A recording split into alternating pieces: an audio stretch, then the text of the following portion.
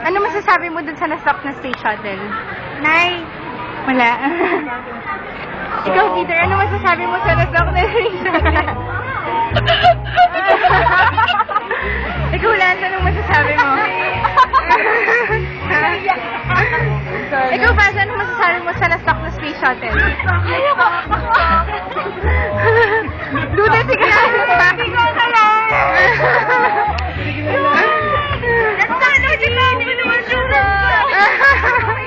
Hindi pa, hindi ka na.